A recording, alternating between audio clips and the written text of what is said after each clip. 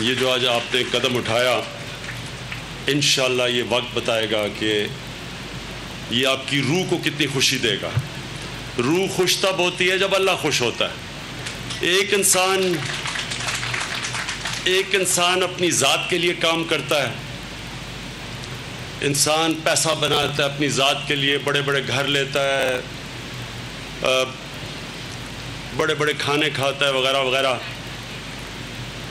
کبھی بھی اس سے روح کو خوشی نہیں ملتی۔ روح خوش تب جب ہوتی ہے جب آپ اللہ کے لیے کام کرتے ہیں۔ تو یہ آپ کا جو کام ہے، میں آپ کو آج کہہ رہا ہوں کہ ابھی آپ کو اندازہ نہیں، آپ کو ٹائم میں پتہ چلے گا کہ جب یہ ہسپتال میں انشاءاللہ مریض آئیں گے، لوگوں کی تکلیفیں دور ہوں گی، وہ آپ کو دعائیں دیں گی، وہ پھر اللہ کو خوش ہوگا آپ سے، اور پھر آپ کو ایک سکون ملے گا۔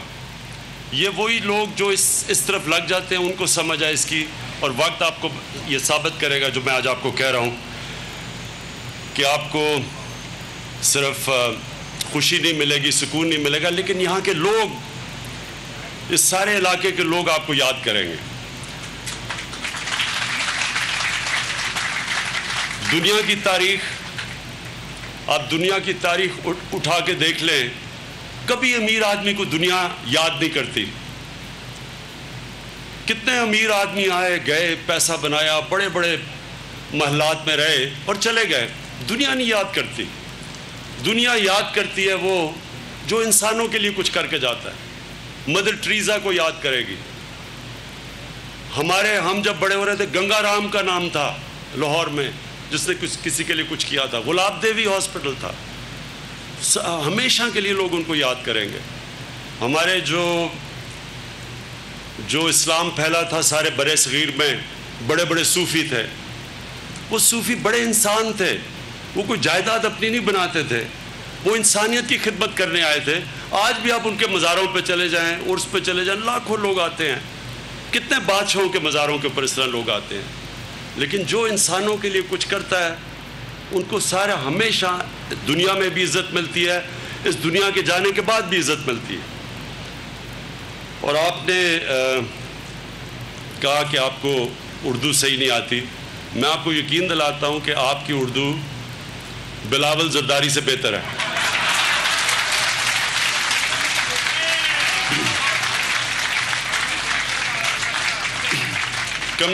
کم از کم آپ نے یہ کہا کہ میں انیل مسرت ہوں۔ چلے میں آگے نہیں بات کرتا ہوں۔ اچھا جی،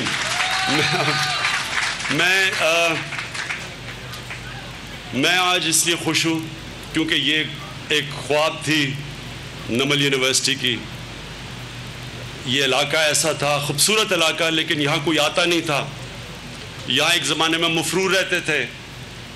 تو جب ہم نے میاں والی میں نے سوچا کہ ایک یونیورسٹی، ایک ٹیکنیکل کالج بننا چاہیے، اس لیے کہ بے روزگاری بڑی تھی، نوجوان منشیات کی طرف چلے گئے تھے، جرم کی طرف جا رہے تھے۔ تو میں نے سوچا کہ ٹیکنیکل کالج بنے تاکہ لوگوں کو ہنر سیکھے، روزگار ملے۔ لیکن جب یہ خوبصورت جگہ دیکھی تو میں نے سوچا کہ یونیورسٹی بننی چاہیے۔ سب نے کہا نہیں بن سکتی۔ جو سب سے بڑا پرابلم ہے فیکلٹی کا، کہ دیہات کے اندر یونیورسٹیز میں فیکلٹی نہیں آتی، پی ایچ ڈیز نہیں آتے، پروفیسرز نہیں آتے۔ تو مجھے آج خوشی ہے کہ یہ اب نمل جدھر آج کھڑا ہے، پہلے ہم نے مارکا مارا تھا، 11 پی ایچ ڈیز تھے، آج نمل میں 22 پی ایچ ڈیز آ چکے ہیں۔ اور نمل اب جو بھی شروع میں بات کی کہ یہاں جس طرح کا سارے پاکستان سے اب انٹرسٹ ہے، اور لیکن مجھے سب سے زیادہ خوشی ہے کہ 97% جو یہاں سٹوڈنٹس ہیں ان کو اسکالرشپ ملی ہوئی ہے، غریب گھرانوں کے ہیں۔ تقریباً 80% اردو میڈیم ہے۔ اور یہ جب یہاں بریڈفورڈ یونیورسٹی کی ڈگری ملتی تھی تو اردو میڈیم سے بچے آتے تھے، ان کو پہلے انگلش کا فاؤنڈیشن کورس کیا جاتا تھا اور پھر وہ بیٹھتے تھے ڈگری کے لیے۔ اور آپ حیران ہوں گے کہ جو رزلٹس نمل کے تھے، بریڈفورڈ یونیورسٹی کے اس وقت 12 یا 13% اسٹوڈنٹس کو فرسٹ ڈویژن ملتی تھی، فرسٹ ڈویژن 12 یا 13% کو, نمل میں 50%, 55% اسٹوڈنٹس کو فرسٹ ڈویژنز ملتی تھیں, اس لیے کہ ان میں ہنگر تھی, بھوک تھی. مجھے وہ جو بریڈفورڈ یونیورسٹی سے ایک پروفیسر آیا تو اس نے مجھے واقع رپورٹ دی, جب میں وہاں ڈگریز دیتا تھا, میں جب چانسلر تھا بریڈفورڈ یونیورسٹی کا. اس نے کہا وہ پہلے پڑھتے ہیں کھانے تک, اور عموماً کوئی بھی کھانے کے بعد تھک کے سو جاتے ہیں, وہ کھانے کے بعد بھی پڑھتے تھے بچے, کیونکہ ان کو تھا کہ ہمیں ایک اللہ نے موقع دیا ہے, ہم اپنے آپ کو بھی اوپر اٹھائیں, اپنے گھر والوں کے اوپر اٹھائیں, اپنی فیملی کو اوپر اٹھائیں. اور جو مجھے اور اس کی خوشی ہوئی کہ جو پچھلی باری تک ہمارا جو ریشو تھی کہ 92% جیسے ہی گریجویٹ کرتے تھے نمل سے, جیسی گریجویشن کرتے تھے 92% کو امیجیٹلی نوکریاں مل جاتی تھیں اور اچھی نوکریاں ملتی تھیں. تو ہمارے لیے ایک بہت بڑا مسئلہ تھا. اگر یہاں اب ہم نے اس کو ایکسپینڈ کرنا تھا, فیکلٹی نے آنا تھا, اور ہم جو اصل ویژن ہے وہ نالج سٹی ہے کہ یہ پھیلتی جائے اور ڈفرینٹ سکولز اور کالجز اور فیکلٹیز آتی جائے, اور یہ آگے تک ہمارے پاس اللہ کا شکر ہے زمین بھی زیادہ ہے. لیکن ہمارے سامنے رکاوٹ یہ تھی کہ جو فیملیز لے کے جب پروفیسرز آئیں گے, اسٹوڈنٹس ہیں, یہاں کوئی جگہ نہیں تھی, ہاسپٹل نہیں تھا, اس سارے علاقے میں جو میڈیکل فیسلٹیز تھی وہ نہیں تھی.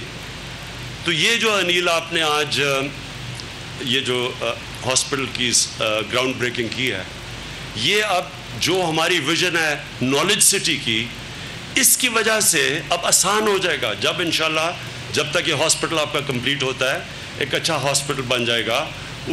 پرائمری اسکول علیحدہ ہم بنانا چاہتے ہیں تاکہ جو فیکلٹی ہے ان کے بچے بھی پرائمری اسکول جا سکیں. تو یہ سارے علاقے کو انشاءاللہ اٹھا دے گی.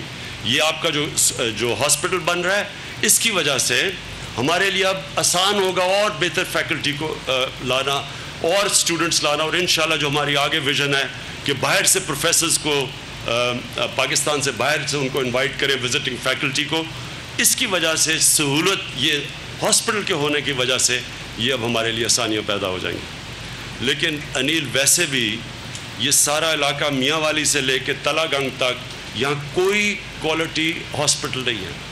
یہ سمجھ جائیں کہ یہ سارا علاقہ اب یہ جو آپ کا ہاسپٹل ہوگا سارے علاقے کو سرو کرے گا. اور یہاں ڈاکٹر یاسمین بیٹھی ہوئی ہیں, اور مجھے یہ بڑی خوشی ہے کیونکہ یہ سارا علاقہ میاں والی پیچھے رہ گیا تھا. سارا یار نیچے چلتے جائیں, ڈی جی خان وہ پیچھے رہ گیا, ڈی آئی خان, یہ سارا جو مغرب کی طرف سے پنجاب, یہ جو سارا ریم ہے بلوچستان تک سب پیچھے رہ گیا. تو ہماری اب کوشش یہ ہے کہ ان سارے علاقوں کے اندر پہلے ان علاقوں کو اب ہم ڈیولپ کریں جو پیچھے رہ گئے ہیں. اب تک ساری کانسنٹریشن ہوتی ہے, پہلے جو علاقے آگے ہوتے ہیں انہی کے اوپر سارا پیسہ خرچ ہوتا ہے. ہماری ساری گورنمنٹ کی اب کوشش یہ ہے کہ ان علاقوں کو اٹھائیں جو پیچھے رہ گئے, جس میں میاں والی ایک ہے. اور میاں والی کے اندر انشاءاللہ جو مدر اینڈ چائلڈ ہاسپٹل کا ہم نے فیصلہ کیا یا بنانے کا, اور وہ انشاءاللہ وہ میں نے پلانز بھی دیکھ لیے, وہ کام شروع ہو جائے گا. ایک وہ بھی ہے, اور پھر میاں والی ہاسپٹل کو بھی اپ گریڈ کرنا ہے, وہ بھی ہم انشاءاللہ یہاں کریں گے.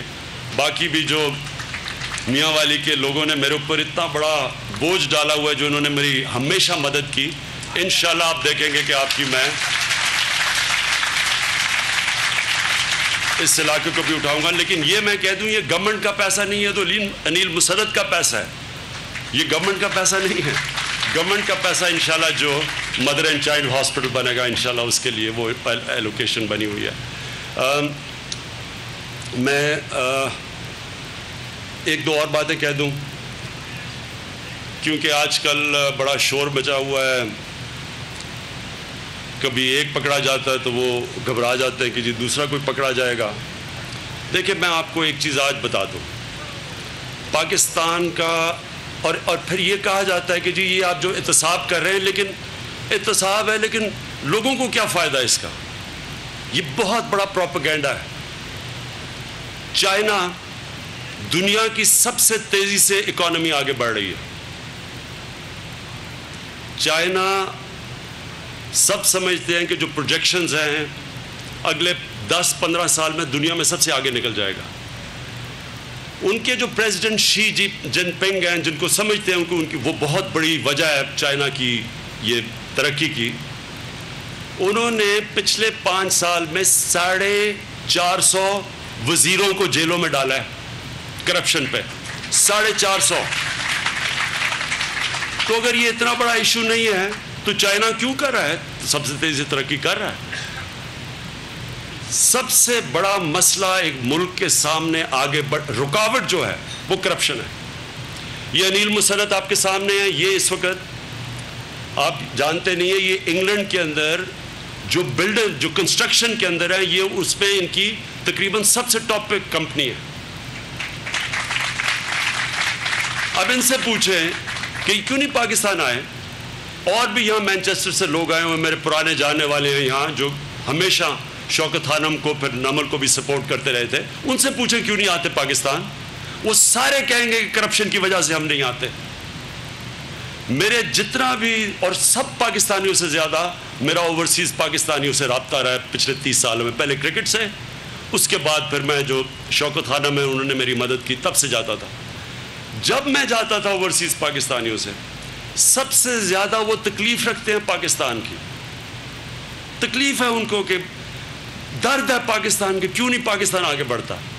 اور ان سے جب آپ پوچھیں گے کہ کیوں نہیں آپ بزنسز کرتے، کیوں نہیں سرمایہ کاری کرتے پاکستان، تو جس طرح انیل مسرت نے کہا، وہ سب سے پہلے کہیں گے کہ کرپشن وہاں اس ملک میں اتنی زیادہ ہے کہ ہم وہاں جانا نہیں چاہتے۔ کرپشن اس ملک میں بہت بڑی رکاوٹ ہے، آگے نہیں بڑھ سکتا ملک۔ یہ جو آپ میں دنیا سے پوچھتا ہوں، کوئی مجھے اس کا جواب دے کہ یہ کیسے ہو سکتا ہے؟ قرضہ 60 سال میں ایک ملک کا ٹوٹل قرضہ ہوتا ہے 6000 ارب، اور یہ پچھلے 10 سالوں میں وہ 6000 ارب سے 30,000 ارب پہ چلا جاتا ہے۔ کیا ہوا ہوگا؟ کیا ہم نے کیا کیا ہے یہ 10 سالوں میں جو 24,000 ارب روپیہ قرضہ چڑھا ہے اس ملک کے اوپر؟ کیا کیا ہے؟ کوئی مجھے بتائے، کیا ملک کے اندر ہم نے کوئی ایسی کام کی، ایسی ویلتھ کریشن کی کہ یہ قرضے ہم واپس کر سکتے ہیں؟ جو چیزیں بنائیں وہ بھی لاس میکنگ ہے۔ میٹروز جو 3 بنی ہیں 12 ارب روپے کا، پنجاب گورنمنٹ کو، یہ عثمان مزدار آپ کو بتائیں گے، 12 ارب روپے کا ہر سال نقصان کریں گی میٹروز۔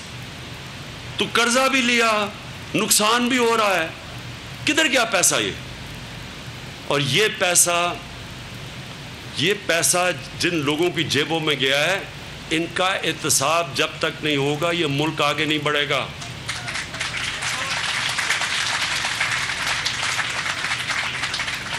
بڑی دھمکیاں دیتے ہیں، کبھی کہتے ہیں عمران خان خود برداشت کر لو گے، پتہ نہیں کس طرح کی دھمکیاں دیتے ہیں۔ میں 22 سال سے انتظار کر رہا ہوں اس کا۔ میں نے 22 سال پہلے کہا تھا کہ اللہ مجھے ایک موقع دے، ایک موقع، اور ایک موقع دے میں ان لوگ جنہوں نے پاکستان کو یہاں پہنچایا ہے کہ مقروض کر کے رکھ دیا، ایک ملک جس میں اللہ نے وسائل کی کمی نہیں چھوڑی، جو 1960s میں دنیا میں سب سے تیزی سے آگے جا رہا تھا۔ آج ہمارا حال یہ ہے کہ ہم قرضے لے رہے ہیں، قرضوں کے اوپر سود واپس کرنے کا، جس کو ڈیٹ ٹریپ کہتے ہیں۔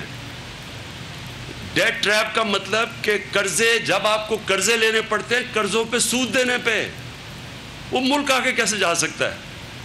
تو وہ جو لوگ اس کے ذمہ دار تھے، جب تک ان کا احتساب نہیں ہوگا، یاد رکھیں یہ چوری کبھی اس ملک میں نہیں رکے گی۔ اور آج تک احتساب کس کا ہوتا رہا ہے؟ کبھی پٹواری کو پکڑ لیتے ہیں، کبھی تھانے دار کو پکڑ لیتے ہیں، تھوڑے تھوڑے غریب لوگوں کا احتساب ہو جاتا ہے، کوئی فرق نہیں پڑتا۔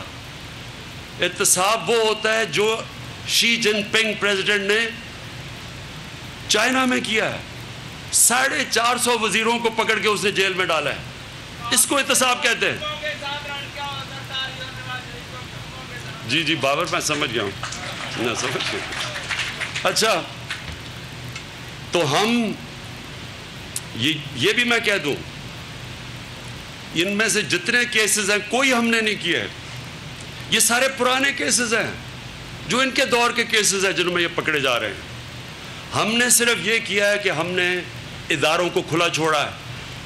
ہم نے اداروں کو یہ کہا کہ کوئی تمہیں یہ نہیں کہے گا کہ فلانے کو نہ پکڑو، یہ میرا اپنا آدمی ہے اس کو پکڑ لو۔ ہم نے کہا جس نے چوری کی ہے، اور 10 سالوں میں جو اقتدار میں رہ کے ملک کو اس نے یہاں پہنچایا ہے ان کا آپ احتساب کریں، اور یہ احتساب کا عمل رہے گا، یہ اینڈ تک رہے گا۔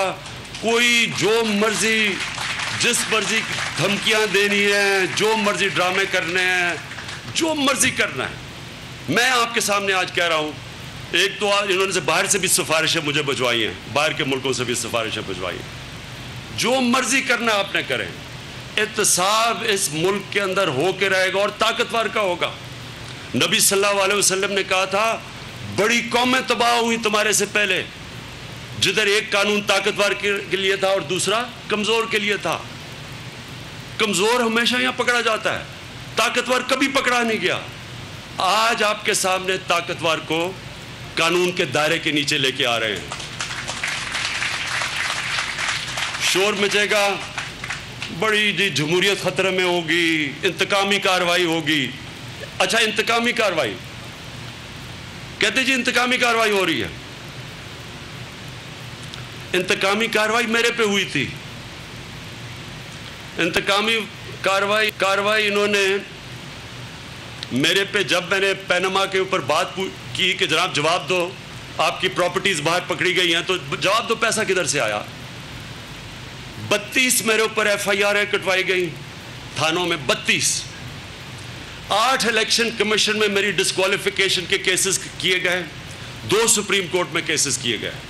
انتقامی کارروائی تھی، لیکن کیا میں نے کوئی لنڈن بھاگ گیا؟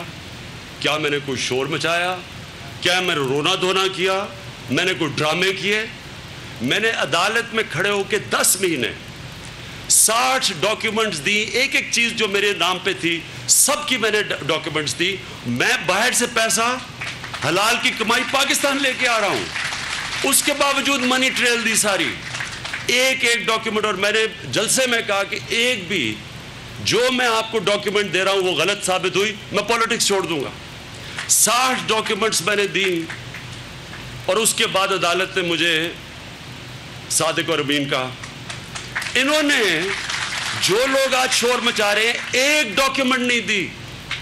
کبھی قطری خط دیتے ہیں وہ فراڈ نکلتا ہے، کبھی وہ کلیبری فونٹ وہ 2007 میں نکلتی ہے اور وہ 2006 میں کانٹریکٹ سائن کروا لیتے ہیں اس سے۔ سارے کانٹریکٹ فراڈ، سارے جھوٹ، ایک لیجٹیمیٹ ڈاکیومنٹ نہیں دی، اور شور مچایا ہوا جی کہ بڑی انتقامی کارروائی ہو۔ کون سی انتقامی کارروائی ہو؟ یہ پرانے کیسز ہیں آپ کے سارے۔ جو بھی ڈیموکریسی کے اندر سربراہ ہوتا ہے وہ جواب دہ ہوتا ہے۔